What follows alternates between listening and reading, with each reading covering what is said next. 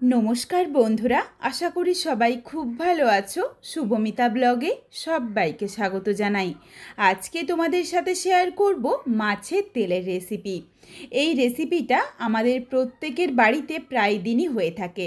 আমি জানি তোমরা যেভাবে বানাও সেই রেসিপিটাও খেতে দারুণ লাগে।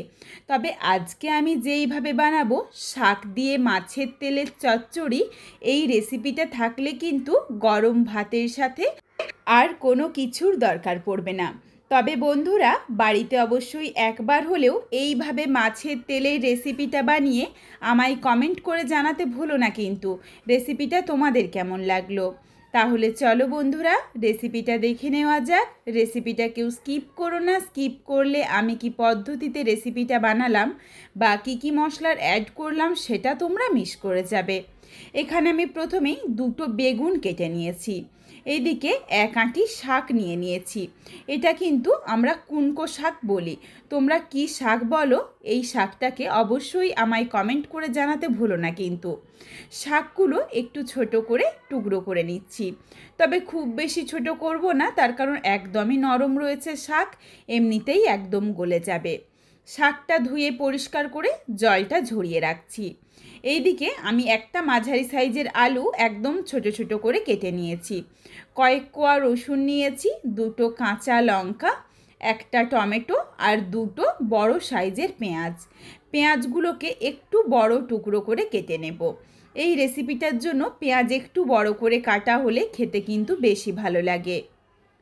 পেঁয়াজটা কেটে নিলাম। আর এখানে আমি দেখো টমেটোটাও কুচি করে নিয়েছি, রসুনটাও কুচি করে নিয়েছি আর কাঁচা লঙ্কাটাও। এরপর চলো প্রথমেই একটা ভাজা মশলা বানিয়ে নিই। এই ভাজা মশলাটা যদি মাছের তেলের চচ্চড়ির মধ্যে দেওয়া হয় তাহলে সুন্দর একটা গন্ধ আসে, খেতেও বেশ ভালো লাগে। প্রথমেই দিয়েছি সামান্য একটু 5 ফোড়ন, হাফ চামচের থেকেও একটু কম পরিমাণে দিয়েছি রাই সর্ষে, আর ঠিকই সম পরিমাণ হাফ চামচের থেকেও কম পরিমাণে দিয়েছি সাদা সর্ষে। দুই ধরনের সর্ষে এখানে আমি মিশিয়ে দিয়েছি। তোমরা চাইলে কিন্তু যে কোনো এক ধরনের সর্ষে দিয়েও এইভাবে হালকা করে ভেজে নিতে পারো। গ্যাসের ফ্লেম একদম লোতে করে নাড়াচাড়া করে মশলাটা ভেজে নিলাম। এরপর মিক্সিং জারের মধ্যে নিয়ে নিয়েছি। এটা ঠান্ডা হয়ে যাক, তারপর গুঁড়ো করে নেব। এখানে আশা করছি তোমরা মশলাটা দেখে বুঝতেই পেরেছো। 5 ফোড়ন বা 2 ধরনের সর্ষে সব কিছু নিয়ে ছোট চামচের 1 চামচ পরিমাণে হবে, খুব বেশি কিন্তু দেবে না। এখানে আমি কাতলা মাছের তেলের ব্যবহার করেছি। মাছের তেলটা দেখো একদমই পরিষ্কার, কোনো রকম এর মধ্যে নোংরা নেই। এক একটা মাছের তেলের নাড়ির মধ্যেও কিন্তু নোংরা থাকে, কিন্তু এখানে কিন্তু সেটাও নেই, একদমই পরিষ্কার মাছের তেলটা। এর মধ্যেই যেই মোটা নাড়িটা রয়েছে এটা কিন্তু আমি টেনে বের করে ফেলে দেব। বাকি মাছের তেলটা দেখো একদমই ফ্রেশ রয়েছে। এরপর মাছের তেলটা ধুয়ে পরিষ্কার করে নিয়েছি। তোমরা চাইলে কিন্তু মাছের তেলটা একটু ছোট টুকরো করে কেটেও নিতে পারো। মাছের তেলের মধ্যে দিয়ে দিয়েছি স্বাদ অনুযায়ী লবণ আর অল্প একটু হলুদের গুঁড়ো। মাছের তেলটা খুব ভালোভাবে মেখে নিলাম। এই মাছের তেলটার মধ্যে কিন্তু পুরোটাই চর্বিই রয়েছে, এই জন্য অনেকটা পরিমাণে তেল ছাড়বে। কড়াইয়ের মধ্যে আমি 1 চামচ পরিমাণে সর্ষের তেল গরম করে নিয়েছি। তেলটা গরম হয়ে যাওয়ার পর অল্প একটু 5 ফোড়ন দিয়েছিলাম। 5 ফোড়নের যখন সুন্দর গন্ধটা তেলের মধ্যে চলে আসবে তারপর 5 ফোড়নটা তুলে ফেলে দেব। অনেকেই কিন্তু মাছের তেলের মধ্যে 5 ফোড়নটা পছন্দ করে না, তারা অবশ্যই এইভাবে অল্প একটু 5 ফোড়ন দিয়ে তারপর তেলের মধ্যে যখন সুন্দরভাবে 5 ফোড়নের গন্ধটা চলে আসবে তারপর তুলে ফেলে দিও। তাহলেই সুন্দর একটা গন্ধ থাকবে, অথচ মুখে পড়বে না, খেতেও বেশ ভালো লাগবে। এরপর দিয়ে দিলাম রসুন কুচি। রসুন কুচিটা দিয়ে নাড়াচাড়া করে হালকা করে একটু ভেজে নিয়েছি।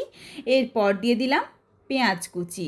পেঁয়াজটা দিয়েও নাড়াচাড়া করে হালকা করে একটু ভেজে নিচ্ছি। এই সময় গ্যাসের ফ্লেমটা হাইতে রয়েছে। গ্যাসের ফ্লেম হাইতে করেই হালকা করে করে সমস্ত কিছু একটু ভেজে নেব। পেঁয়াজের মধ্যে দেখো হালকা একটা রং ধরেছে। এরপর এর সাথে দিয়ে দিলাম ছোট ছোট করে কেটে রাখা আলু। আলুটা দিয়েও নাড়াচাড়া করে হালকা করে একটু ভেজে নেব। আর এখানে আমি স্বাদ অনুযায়ী একটু লবণ দিয়ে দিচ্ছি। লবণ দেওয়ার পর গ্যাসের ফ্লেম আবারও মিডিয়াম টু হাইতে করে আলুটা হালকা করে একটু ভেজে নিচ্ছি। আলুর থেকে দেখো অল্প একটু জল ছেড়েছিল, আলুর জলটুকু শুকিয়ে গেছে। এরপর এর সাথে দিয়ে দিলাম কেটে রাখা বেগুন। সমস্ত সবজি নাড়াচাড়া করে আবারও মিনিট 2 মতো একটু ভেজে নিচ্ছি। আবারও বলছি, হালকা করে ভাজবো, কোনো কিছুই বেশি ভাজার দরকার নেই। এখানে তেলের পরিমাণ খুবই সামান্য রয়েছে, এই জন্য কিন্তু ভালোভাবে এখন ভাজাও যাবে না। শুধুমাত্র সবজির জলগুলোকে একটু শুকিয়ে নেওয়া আর হালকা করে ভেজে নেওয়া। একদম হালকা করে সমস্ত কিছু ভেজে নিয়েছি। এরপর দিয়ে দিলাম মাছের তেল। মাছের তেল দেওয়ার পরে দিয়ে দিচ্ছি টমেটো কুচি। টমেটোর পরিমাণটা কিন্তু একটু বেশি রয়েছে, তাহলে খেতে বেশি ভালো লাগবে, কারণ এখানে বড় সাইজের একটা টমেটো রয়েছে। আর দিয়ে দিলাম কুচিয়ে নেওয়া কাঁচা লঙ্কা। এরপর গ্যাসের ফ্লেম লোতে করে কিছুক্ষণের জন্য ঢাকনা দিয়ে ঢেকে রেখেছিলাম, যাতে মাছের তেলটা থেকে তেল ছাড়তে শুরু করে। অল্প অল্প করে দেখো তেলটা ছাড়তে শুরু করেছে। এখানে আমি গ্যাসের ফ্লেম লোতে করে আবারও কিছুক্ষণের জন্য ঢাকনা দিয়ে ঢেকে রেখেছিলাম। বেশ কিছুটা দেখো তেল ছেড়ে এসেছে, কিন্তু এখনও অবধি পুরো তেলটা ছাড়েনি। এর জন্য কি করতে হবে, খুন্তিতে করে একটু চেপে চেপে মাছের তেলটা কেটে নিতে হবে। তাহলে কিন্তু খুব সহজেই বেশ অনেকটা পরিমাণে তেল বেরিয়ে আসবে। নইলে কিন্তু চর্বিগুলো তো বেশ গোটা গোটা হয়ে রয়েছে, এই জন্য একটু তেলটা ছাড়তে সময় লাগে। খুন্তিতে করে দেখো একটু কেটে নিয়েছি, এরপর বেশ অনেকটা পরিমাণে তেল ছেড়ে এসেছে।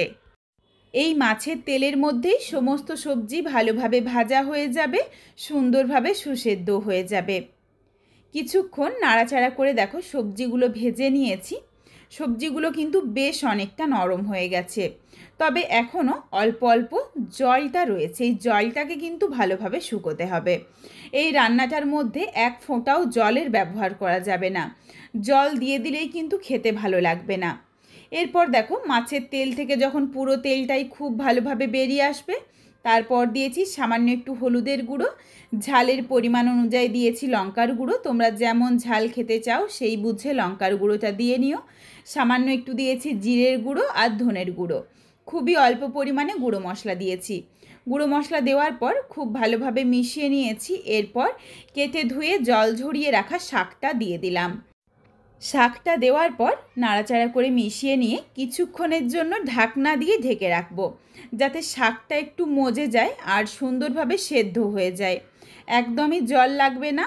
মাছের তেলের মধ্যে বা শাকের থেকে যেটুকু জল বেরোবে, এই জলেতেই কিন্তু খুব ভালোভাবে সেদ্ধ হয়ে যাবে আর খেতেও বেশ ভালো লাগবে। এখানে আমি প্রায় 1 থেকে 1.5 মিনিটের জন্য একটু ঢাকনা দিয়ে ঢেকে রেখেছিলাম। 1-1.5 মিনিট পর দেখো ঢাকনাটা খুলে নিয়েছি, কিছুটা পরিমাণে জল ছেড়ে এসেছে।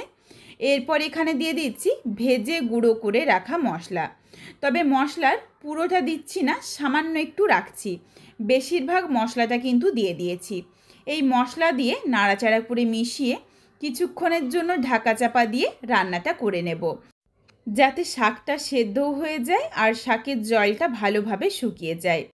কিছুক্ষণ পর ঢাকনাটা খুলে দেখো তোমাদের দেখিয়ে দিয়েছি, শাকের জল কিন্তু একদমই শুকিয়ে গেছে, নেই। আর বেশ ভাজা ভাজা হয়ে গেছে। মাছের তেলটা যদি প্রথমেই দিতাম তখন কিন্তু মাছের তেলটা অনেকটা কালচে রং ধরে যেত, কিন্তু এইভাবে যদি একটু দেরিতে দিয়ে এইভাবে চচ্চড়িটা বানানো হয় তাহলে খেতে বেশ ভালো লাগে। স্বাদ অনুযায়ী লবণ দিয়ে দিয়েছি, আর বাকি যেটুকু ভেজে গুঁড়ো করে রাখা মশলা ছিল সেটা একদম শেষে দেওয়ার পরেই গ্যাসের ফ্লেমটা অফ করে দিয়েছি। এরপর রেসিপিটা নামিয়ে নিচ্ছি। বন্ধুরা, মাছের তেল চচ্চড়ি তো তোমরা অনেকভাবে খেয়েছো, একবার হলেও এইভাবে ভাজা মশলা দিয়ে বানিয়ে দেখো। অপূর্ব একটা গন্ধ আসে আর খেতে বেশ ভালো লাগে।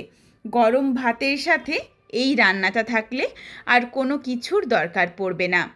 তবে পদ্ধতিটা কিন্তু তোমরা একই রকমভাবে বানিও। বন্ধুরা, আজকের এই ঘরোয়া রেসিপিটা তোমাদের কেমন লাগলো আমায় কমেন্ট করে জানাতে ভুলো না কিন্তু। রেসিপিটা তোমাদের যদি ভালো লাগে তাহলে লাইক করো, শেয়ার করে বন্ধুদের দেখার সুযোগ করে দিও। তোমরা যদি এই ধরনের ঘরোয়া রেসিপি আরও পেতে চাও তাহলে অবশ্যই আমার চ্যানেলটিকে সাবস্ক্রাইব করে পাশে থাকা বেলটি অন করে অল নোটিফিকেশান অন করে দিও, যাতে আমার প্রত্যেকটা রেসিপির নোটিফিকেশান সবার প্রথমে তোমাদের কাছে পৌঁছে যায়। আবারও খুব শীঘ্রই হাজির হচ্ছি নতুন কোনো এক রেসিপি নিয়ে। পরবর্তী রেসিপি দেখার আমন্ত্রণ রইল। পুরো ভিডিওটা দেখার জন্য অনেক অনেক ধন্যবাদ। তাহলে আজকে আসি, সবাই ভালো থেকো, সুস্থ থেকো। শীঘ্রই দেখা হচ্ছে কিন্তু নতুন কোনো এক রেসিপির সাথে।